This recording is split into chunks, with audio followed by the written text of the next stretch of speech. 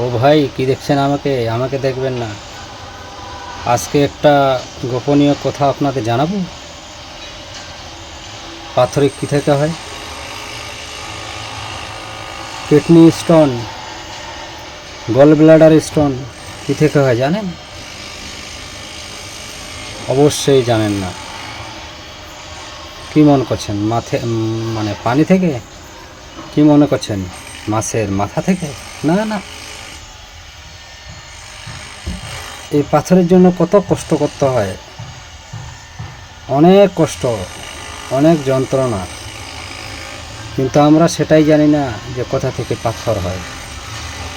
আজকে সেই বিষয়টাই আপনাদের জানিয়ে দেব যে পাথর কী থেকে হয়, আর সেই সব জিনিস থেকে আপনারা বেঁচে থাকবেন। কথা দিচ্ছেন তো বেঁচে থাকবেন? আমি জানি আপনি পারবেন না। কেন জানেন? এটা আমাদের অভ্যাস হয়ে গেছে, অভ্যাসের দাস। সেটা থেকে আমরা কখনো ফিরে থাকতে পারবো না। যাই হোক, আর আমি আপনাদেরকে বেশি লম্বা চওড়া কিছু ভাষণ দিতে যাব না, বলি তাহলে শুনুন। চিনি থেকে পাথরই হয়, যেন আকাশ থেকে পড়লেন, তাই না? না না, এটা সত্যি। চিনি থেকেই পাথরই হয়। পাথর চিনি থেকেই হয়। কেন জানেন? আপনি জানেন কুশিয়ারের রস কেমন হয়?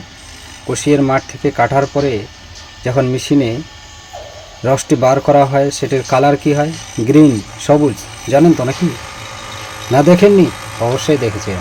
হ্যাঁ, হাটে বাজারে অনেক জুস খেয়েছেন না? কুশিয়ারের জুস খাননি? জুস বলে অভ্যাস হয়ে গেছে। রস রস, হ্যাঁ, এই তো ভালো বুঝেছেন।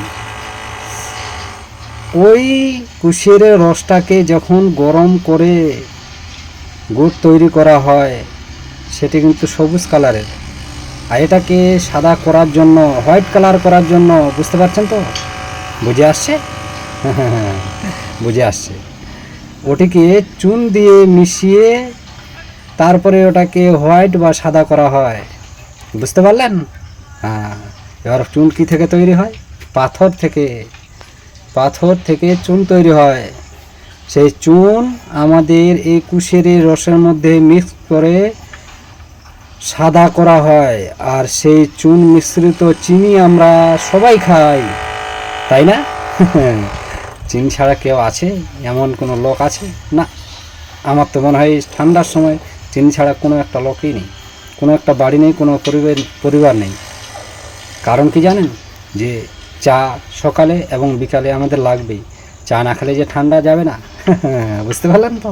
আমি বলেছিলাম না যে আপনারা বা আমরা অভ্যাসের দাস, চিনি আমাদের লাগবেই। কারণ কি জানেন? যে চা আমাদের খেতে হবে, চিনি আমাদের লাগবে। তাই চিনির রং সাদা করার জন্য পাথর বা চুন ব্যবহার করা হয়, আর সেই জন্য চিনি সফেদ রঙের দেখতে পাই আমরা। তাই চিনি থেকেই আমাদের পাথরই হয়। ছাল্লি বলছেন, ছাল্লি, এই ছাল্লি পরবর্তীতে পাথরে পরিণত হয়। বুঝেন তো নাকি? হ্যাঁ, এই তো বুঝতে পারছেন। চিনি থেকেই কি হয়? পাথর হয়। যাই ওকে, কিছু একটা শিখতে পারলেন, জানতে পারলেন। যাই হোক, আমি এটা অনেক দিন ধরে রিসার্চ করার পরে এটা পেলাম, তাই আপনাদের সবার মাঝে শেয়ার করে দিলাম।